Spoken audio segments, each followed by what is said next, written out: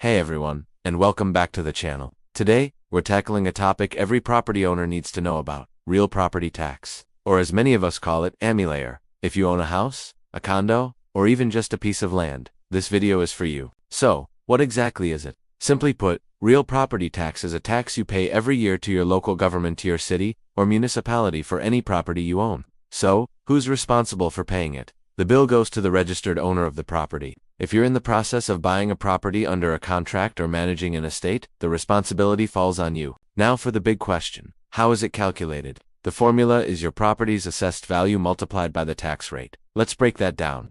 First, your local assessor determines the fair market value of your property.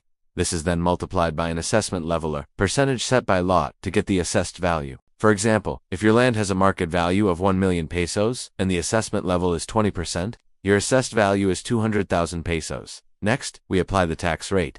This rate varies. For provinces, it's typically 1% of the assessed value. For cities and municipalities within Metro Manila, it's usually 2%. So, using our example, if your property is in a city with a 2% rate, your tax would be 4,000 pesos for the year.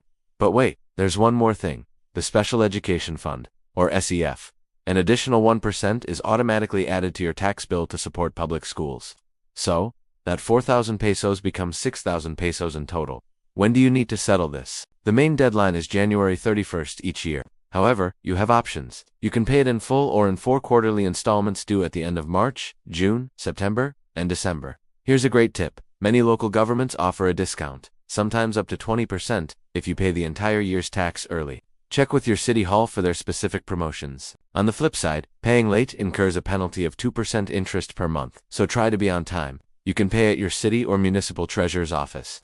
The good news is that many LGUs now offer online payment options through their official websites or partner payment centers, making it super convenient. Lastly, and this is crucial, always keep your official receipts and your latest tax declaration. You'll need these documents for almost everything related to your property. Whether you're selling it, applying for a building permit, or using it as collateral, they are your proof of good standing. And that's your quick guide to real property tax. I hope this helps you navigate your responsibilities as a property owner. If you found this video helpful, please give it a thumbs up, and don't forget to subscribe for more practical tips. Thanks for watching, and see you in the next one.